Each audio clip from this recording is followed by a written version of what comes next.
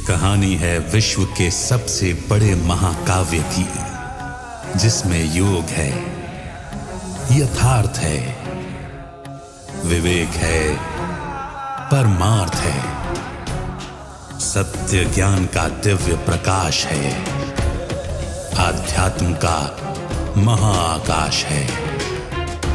ये दर्पण है हर मन के विवाद का, दृश्य है आत्मा और परमात्मा के संवाद का, मानवता का होता है जिससे उद्धार। यही है सच्ची गीता सार, अंधकार से प्रकाश की ओर।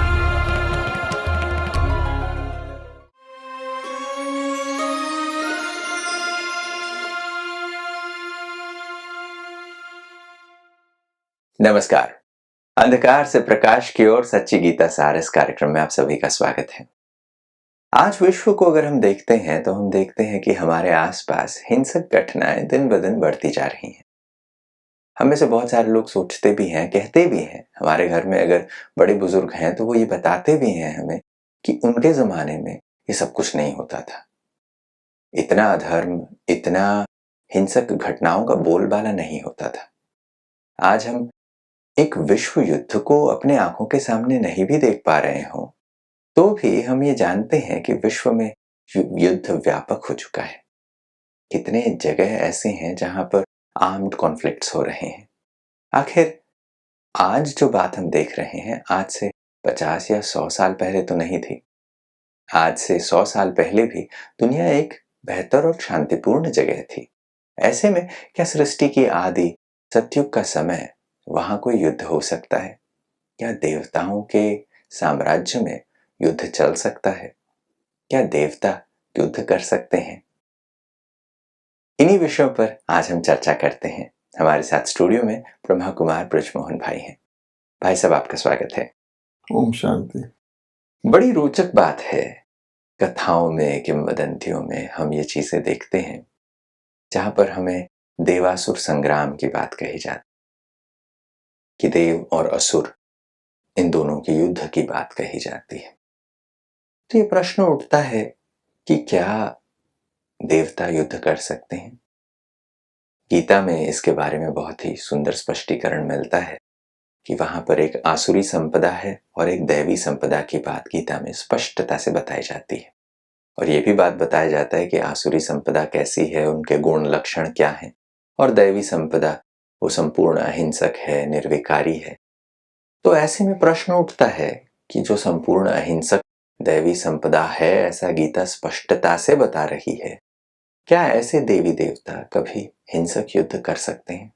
देखिए, गीता में 16 अध्याय में भगवान वाच है कि 2 ही प्रकार के संपदा होते हैं, उसमें कोई कॉम्प्रोमाइज नहीं है। एक दैवी संपदा और एक आसुरी संपदा। और अगर आप उसको इंटरप्रेट करें, समझने की कोशिश करें, तो दैवी संपदा का मतलब है दैवी संपदा। दैवी संपदा के किसी भी व्यक्ति के अंदर, देवता के अंदर आसुरी का लक्षण भी नहीं होता, बल्कि उसका ज्ञान ही नहीं होता, अवज्ञा। और जो आसुरी संपदा होता है उसमें आसुरी ही आसुरी लक्षण है, उसमें दैवी संपदा का अंश भी नहीं होता। भगवान ने क्लियर कह दिया। और इससे परमात्मा का रोल भी पता लगता है कि आखिर परमात्मा क्या करते हैं। क्लियर बता रहे हैं कि आसुरी संपदा को नष्ट करके दैवी संपदा को स्थापित करना ही मेरा रोल। परित्राणाय साधूनाम विनाशाय च दुष्कृताम। ठीक है। अब मनुष्य क्या कंफ्यूजन करते हैं कि बुरा आदमी भी अच्छा हो सकता है। आज भी कहते हैं थोड़ी अच्छाई होगी, ज्यादा बुराई होगी, और अच्छा आदमी भी कुछ ना कुछ गड़बड़ जरूर होता है। ऐसा नहीं हो सकता कोई देवता हो, मुझसे ये भी निकलता है। तो इसलिए आज की दुनिया में ऐसे समझते हैं और यही धोखा है। तो भगवान कहते हैं कि उनके लक्षण अलग हैं, उनके लक्षण अलग हैं, इसलिए दोनों का निवास स्थान भी अलग है। हमने हेल और हेवन तो कहा है ना, सुना है। तो हेल में कौन रहते होंगे? कोई देवता तो नहीं रहता नहीं होगा। रहते। और हेवन में कौन रहता होगा? कोई असुर तो नहीं रहता होगा। फिर हम आज क्या समझते हैं कि जो बहुत खराब हो जाए उसको हेल में भेजा जाए, थोड़े खराब को नहीं। उनका मतलब थोड़ा खराब भी हो सकता है। हाँ, जो बहुत अच्छे हैं उसको स्वर्ग में भेजे। यानी ये जो बीच में जो लगा देते हैं ना, पेट्रोल प्योर नहीं हो तो मिक्स हो सकता है। आजकल मिक्सचर की दुनिया है। इस कारण से ये धोखा हुआ है कि देवता और असुर, असुरों के युग में एक भी देवता नहीं होता, देवताओं के युग में एक भी। लेकिन उन्होंने इस कॉन्सेप्शन को ना जान के भगवान ने क्लियर कट कंपार्टमेंट बनाए हैं। उन्होंने कह दिया जब कृष्ण था तो कंस भी थे, राम थे तो रावण भी थे, हर युग में फिर असुर थे, तो भगवान को असुरों का नाश करने के लिए हर युग में आना भी पड़ा। अगर कृष्ण जी थे, कंस खत्म हो गया, तो अगले में राम में रावण आ गया। ऐसे ऐसे कहते हैं। जैसे आप ये बात कह रहे हैं कि असुरों का युग अलग, देवताओं का युग अलग, हाँ, तो दोनों एक समय पर इकट्ठे नहीं हो सकते। उनका युग अलग है, इनका युग अलग है। तो नेचुरली ये बात समझ में आती है कि अगर दोनों का युग अलग अलग है, दोनों एक टाइम पे एग्जिस्ट ही नहीं करते, तो दोनों के बीच में कॉन्फ्लिक्ट या दोनों के बीच में देव असुर का संग्राम होना ये तो संभव ही नहीं। ये दूसरी बात और है कि जिन इकट्ठे भी रहे तो जिसकी नेचर ही है अहिंसा परमो धर्म, वो युद्ध करेगा ही नहीं, मर जाएगा, युद्ध नहीं करेगा। उसको कोई मार डाले मर जाएगा, उसने युद्ध नहीं करना। और जो हिंसक हैं उनमें किसी को बचाने की क्वालिटी नहीं है। तो इस हिसाब से भी देखा जाए दोनों की प्रवृत्ति अलग। सूर्य का काम रोशनी करना है तो रोशनी करेगा, तो ये भी बात है। तो हो ही नहीं सकता। लेकिन वास्तव में गीता में देवताओं के युद्ध का वर्णन है। लोग समझते देवता युद्ध नहीं करते, नहीं करते, हिंसक युद्ध नहीं करते, लेकिन हिंसा से युद्ध करते हैं। ये खास बात नोट करने की है। गीता का जो पहला श्लोक है, धर्म क्षेत्र, धर्म में भी युद्ध क्षेत्र है, जिसको लोग धर्म युद्ध कहते हैं। आजकल वो उल्टा लिखते हैं, होली वार, हिंदू मुस्लिम की लड़ाई हो गई, धर्म युद्ध नहीं। धर्म के लिए युद्ध करना अर्थात गीता को आप देख लीजिए, उसका सार क्या है कि जो अधर्म है, काम क्रोध लोभ मोह अहंकार, उसको जीतना। भगवान सारी गीता, उन्होंने भी तो युद्ध किया, लेकिन वो कोई हिंसक युद्ध नहीं था, हिंसा से युद्ध था। अब लोग पूछते हैं कि देवताओं को स्वर्ग कैसे मिल गया, भगवान ने युद्ध वगैरह तो करा, स्वर्ग कैसे मिल गया? तो हम दुनिया में रोज कहते हैं मन जीते जगत जीत, मन जीते जगत जीत, कहते हैं कि नहीं कहते? कहते हैं। अब मन जीत, ना उनको मन जीत का पता है ना जगत जीत का पता है। ना कोई सोच सकता है कि मन जीते से जगत जीत होता है, और ना आजकल कोई मन को जीत सकता है। लेकिन प्रमाण है गीता कि पांडवों ने मन को जीता, अर्थात मन के अंदर ही काम करो, उसको जीता, अर्थात स्वराज्य प्राप्त किया, उससे विश्व। तो मन को जीतने वाला ही जगत को जीत लेता है। उसके बाद उन्होंने असुरों के साथ कोई लड़ाई नहीं की, असुर अपने आप मर गए, प्रकृति अपने आप सतो प्रधान हो गई, और देखो दुनिया में विश्व महाराजन बन गए, चक्रवर्ती राज स्थापित हो गया। बड़ी मजेदार बात आपने ये कही है। अभी थोड़ी देर पहले भी आप ये बात कह रहे थे, हेवन और हेल की बात कह रहे थे। हेवन ऐसी जगह है जहां पर कोई भी हेलिश एक्ट नहीं हो सकता। वहां पर हर कोई अच्छा है, इसलिए वो जगह हेवन है। ऐसा नहीं कि अच्छा बनने की वजह से आप हेवन जाएंगे। और हेल एक ऐसी जगह है जहां पे हर कोई खराब है और इसके लिए वो जगह खराब है। तो क्या हेल के बीच में थोड़ा सा हेवन या हेवन के बीच में थोड़ा सा हेल बनाया जा सकता है? अब देखिए, ये एक बहुत ही काम का भी विषय है और रोचक भी विषय है। किसी से पूछिए आप, साधारण व्यक्ति से, कि क्या स्वर्ग के अंदर कोई गंदगी, कूड़ा, कोई मच्छर या कोई बुरा आदमी, कोई चोर उचक्का हो सकता है? साधारण व्यक्ति से वो कहेगा नहीं हो सकता, नहीं हो सकता। पक्का। इतना हिस्सा तो वो मानते हैं। फिर पूछो, स्वर्ग के अंदर अगर कोई खराब आदमी नहीं हो सकता तो क्या नरक के अंदर कोई अच्छा आदमी हो सकता है? अब नरक कहोगे तो कहेगा नहीं हो सकता, लेकिन इसको आप सतयुग कलयुग कहो। सतयुग के स्वर्ग मैंने सतयुग के अंदर खराब नहीं हो सकता, क्या कलयुग के अंदर कोई अच्छा आदमी हो सकता है? वो फौरन कंफ्यूज हो जाएंगे। हाँ, साधु महात्मा ये सारे लोग, बुरा तो कोई है ही नहीं यहाँ, ऐसे तो नहीं कोई सारा ही बुरा है। भगवान इसीलिए कहता है कि गाते हैं पतित पावन, उनको कह दो तुम पतित हो तो गुस्सा करते हैं। हालांकि अपने आप को जरूर कहते हैं कि हम पतित हैं, तो समझ ही नहीं पा रहे पतित क्यों, कौन होता है पावन को। क्योंकि आज पूछो कल नरक में कोई अच्छी चीज हो सकती है? वो कहेंगे नहीं। कलयुग में कोई अच्छी, हाँ सेब अच्छा है ना, सेब से हेल्थ बनता है, कितना धोखा है। अंगूर अच्छा है ना, तो ये बात है। तो फलाना कंपैरेटिव, जैसे कोई जेल होता है, जेल में कई तरह के प्रिजनर होते हैं। रिग्रेस इम्प्रिजनमेंट, हथकड़ी बेड़ी लगी होती है।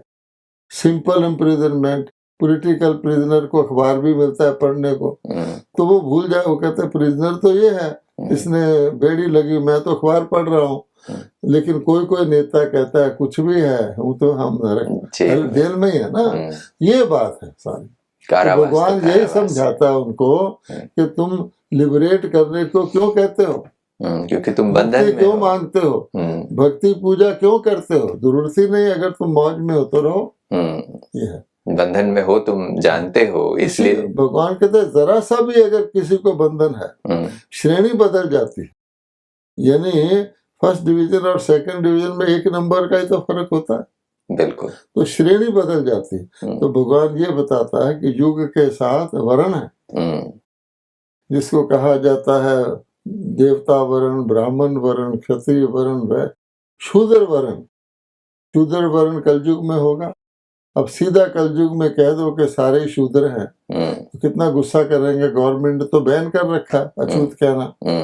लेकिन किस भाव से भगवान ने कहा कि जिसके अंदर 5 विकार है उसको आप छुओगे, साथ उसके कंपनी में रहोगे, तुम्हारे में भी आ जाएंगे। आज कोरोना है तो लोग अपने रिश्तेदार को भी छूते नहीं है ना। तो ये एक एग्जाम्पल है कि भाई तुम तो, तुम्हारा भाई है ना, उसको हग करो, नहीं नहीं दूर से बात करो।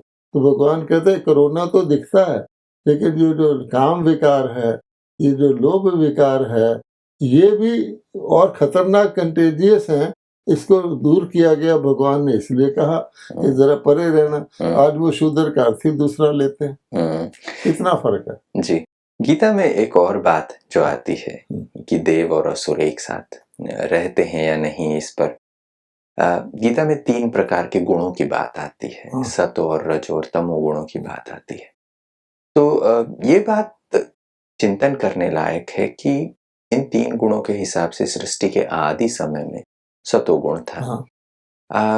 फिर जब हम मान लेते हैं कि ऐसे 3 गुण थे, तो क्या ये 3 गुण इकट्ठे हो सकते हैं? ये तो गीता में लिखा हुआ कि जब सतो होता है तो रजोतमो नहीं होते, जब रजो होता है तो सतोतमो नहीं होते, जब तमो होता है तो सतो रजो नहीं होते। सीधी बात है।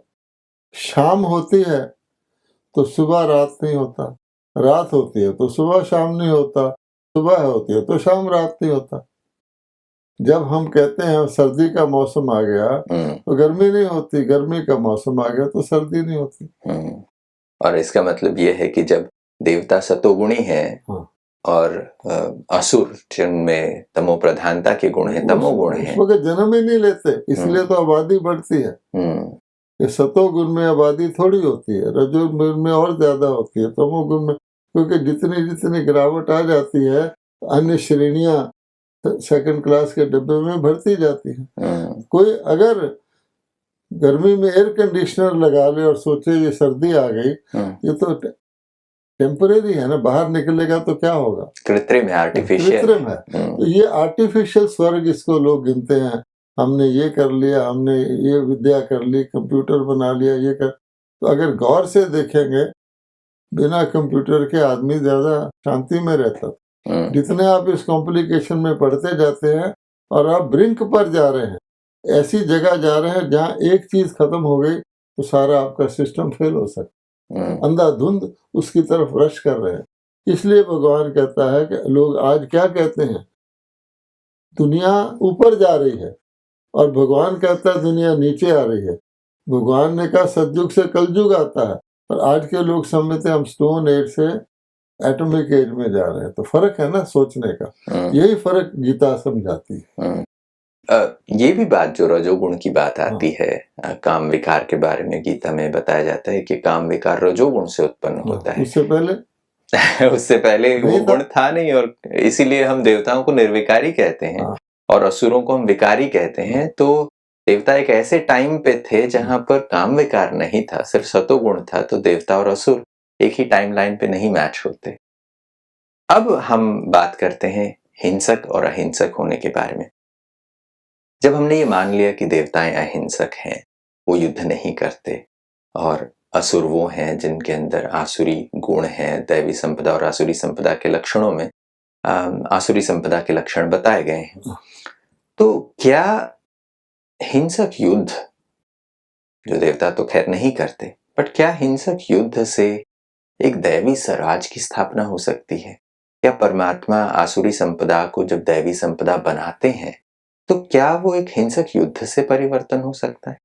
देखिए, लोगों ने, एक है महाभारत, एक है गीता, इसीलिए पहले श्लोक में कहा गया धर्म क्षेत्र कुरुक्षेत्र, दोनों क्षेत्र हैं। भगवान कहता है दोनों का अपना अपना रोल है। हिंसक युद्ध से विनाश होता है, सीधी बात है, हिंसा विनाश। हिंसक युद्ध से स्थापना नहीं हो सकती, और धर्म की स्थापना तो बिल्कुल भी नहीं हो सकती। हाँ, मतलब धर्म की तो हो ही नहीं सकती, क्योंकि वो अधर्म की निशानी है। तो इसलिए महाभारत का जो हिस्सा है, यानी पुरानी दुनिया का विनाश करना, उसके लिए वो हिंसक युद्ध अनिवार्य है। और हिंसक युद्ध होता है, इसलिए लोग महाभारत को ज्यादा, क्योंकि ज्यादा लोग महाभारत से कंसर्न्ड हैं, ज्यादा लोगों को ऊपर जाना है, ज्यादा लोग कोई देवता नहीं बनते। भगवान कहता है मैं इतनों को ज्ञान सुनाता हूँ, ये देखो ये सब मेरी अपोजिशन में खड़े हैं, पहचान ही नहीं रहे हैं। तो वो जो है वो एक हिस्सा है। धर्म की स्थापना तो अहिंसा से ही होती है, हिंसा सिखाने से। हिंसक को अहिंसक बनाने से धर्म की स्थापना होती है। इसलिए भगवान ने दैवी संपदा कह दिया, आसुरी संपदा कह दिया, उसको जो कन्वर्शन गीता करती है, जिसको हम कहते हैं ईश्वरी संपदा, या जिसको कहते हैं ब्राह्मण संपदा, जो ब्रह्मा जी के द्वारा करता है, वो 16वें चैप्टर में नहीं है। तो ये चीज मिसिंग हो जाती है, और ये कैसे ये चेंज होता है ये पता नहीं चलता। क्योंकि भगवान कहता है मैं न्यारा रहता हूँ, ये दोनों संपदा तो दोनों युग में है, तो मैं तो ना सतयुग में आता हूँ ना कलयुग में आता हूँ। तुम आत्माओं को कलयुग से सतयुग के लायक बनाता हूँ, थोड़ी सीखो। इसलिए उसमें उसका मेंशन नहीं है, क्योंकि खुद ही भगवान सुना रहा है कि ये थे तो मैंने ये बना दिया। यानी वास्तविकता में देवासुर संग्राम की बात नहीं है, वो एक कथा है। मगर वास्तविकता में देवता नहीं लड़ते, क्योंकि वो हिंसक हैं ही नहीं, और असुर देवताओं से लड़ नहीं सकते, क्योंकि वो देवताओं के समय पर इस सृष्टि पर विद्यमान ही नहीं, वो होते ही नहीं। अच्छा, जो बीच में है, जिसको हम कहते हैं ब्राह्मण संपदा, कि वो भगवान ने जो रची, वही सच्ची गीता सुनते हैं, और वही सच्ची गीता को वर्णन कर सकते हैं। तो ब्राह्मण संपदा को लोग सुना तो है, ब्रह्मा मुख से निकले ब्राह्मण, अब मुख से ज्ञान निकला। तो जिन आसुरी संपदा के आत्माओं को थोड़ी जिसको हम पांडव भी कह सकते हैं, शक्ति सेना भी कह सकते हैं, कि शिव शक्तियां कहलाते हैं, उनको ये सच्ची गीता का ज्ञान मिलता, वो इस कॉन्ट्रास्ट को समझ सकते हैं, और इसी कारण से वो आसुरी संस्कारों को त्याग करके दैवी संस्कारों को धारण करते। जब हम इस देवासुर संग्राम को देखते हैं तो ये एक स्टोरी के रूप में तो हमें समझ में आता है, पर आज के वर्तमान कॉन्टेक्स्ट में इसके इम्प्लीकेशंस क्या हैं? आज हम देखते हैं कि हम एक आसुरी दुनिया में हैं, मनुष्य के अंदर आसुरी वृत्तियां हैं, हम देखते हैं कि हम बहुत बार कहते हैं कि आजकल तो ये भी कहा जाने लगा है कि अगर कोई बहुत खराब काम करता है तो पहले कहते थे कि इसके अंदर तो पाशविक वृत्ति है। अब तो लोग ये कहने लगे हैं अगर पाशविक कह रहे हो तो आप पशु का अपमान कर रहे हो, क्योंकि मनुष्य राक्षसी वृत्ति में है। Man has become worse than a beast. देखिए, जो आपने प्रश्न पूछा वो जायज है, क्योंकि हर जगह ये दिखाया गया है victory of good over evil. जहाँ भी वो रावण को जिलाते हैं, जहाँ भी वो कंस को मारते हैं, कि अच्छाई की बुराई पर विजय। लेकिन वो समझते हैं अच्छाई की बुराई पर विजय हिंसा से हुई। इसका मतलब ये हुआ कि अच्छे को ज्यादा हिंसक बनना पड़ेगा बुरे को जीतने के लिए। ये तो बात बैठती नहीं ना। तो इसलिए जो वर्तमान युग है, हर व्यक्ति आज गीता को छोड़ दे, सबको छोड़, चिंतित है कि जो हमको देख रहे हैं वो विनाश की तैयारी है। उनको स्थापना की बात ना पता हो, साथ देख रहा है कि अंदर से चाहता भी है कि इस दुनिया ऐसी हो गई है कि रहने लायक नहीं है। मन से भी सोचता है, आगे उसको पता नहीं क्या होगा। लेकिन ये भयानक सीन देखते हैं जब सुनते हैं कि यहाँ युद्ध है। जैसे आपने कहा सारी दुनिया में युद्ध ही युद्ध है, तो विश्व युद्ध तो हो ही रहा है। उसके अलावा प्राकृतिक आपदाएं, ये कोरोना जैसी बीमारियां, ये सब नई चीजें हैं। लोग कहते हैं अज्ञात शत्रु हैं। तो ऐसी स्थिति में जो भगवान ने बताया हुआ, यानी और पॉपुलेशन कितनी बढ़ गई है कि मैं आऊँगा ऐसे समय जब अति दुख होगा। आज देखिए दुख, अत्याचार, दुराचार, खूने नाहक, उस परिस्थिति है। तो नेचुरली जो भगवान को मानते हैं या पुकारते आना चाहिए। तो फिर भी लोग इस बात को क्यों नहीं पहचान रहे कि भगवान आ चुका है और आके नई दुनिया की स्थापना कर रहा है?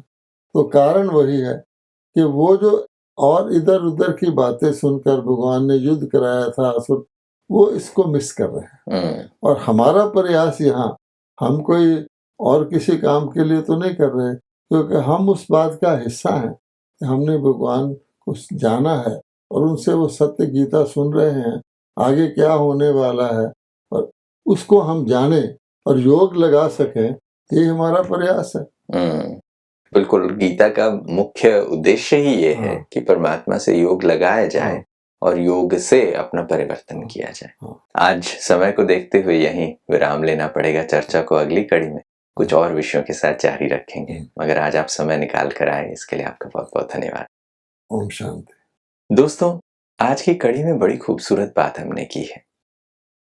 देवताओं का युग कब है, क्या उस युग में असुर हो सकते हैं या नहीं? आज जिस युग में हम रहते हैं, क्या हर एक के अंदर आसुरी वृत्तियां नहीं हैं? जब गीता दैवी संपदा और आसुरी संपदा के लक्षण बताती है, क्या आसुरी संपदा अपने आप को परमात्मा ही मान नहीं लेती? हम कहानियों में भी यही सुनते आए हैं, जो असुर हैं उन्होंने यही कहा कि मैं ही परमात्मा हूं। क्या आज जिस समय में हम रहते हैं वहां पर मनुष्य अपने आप को परमात्मा नहीं कह रहे? क्या ये नहीं कह रहे कि परमात्मा हर जगह विद्यमान है, मुझ में और तुझ में, हर एक में परमात्मा है? आसुरी वृत्तियों के इस परिवर्तन के लिए क्या परमात्मा को नहीं आना पड़ता? क्या वो स्वयं आकर फिर धर्मग्लानि के इस समय पर पुनः धर्म की स्थापना के लिए ज्ञान नहीं सुनाते? आज गीता का वही समय चल रहा है। पहचानने की आवश्यकता है, जागने की आवश्यकता है, अपने आप को अंधकार से प्रकाश की ओर ले जाने की आवश्यकता है। आज की कड़ी में बस इतना ही। फिर अगली कड़ी में मुलाकात करेंगे। तब तक के लिए नमस्कार।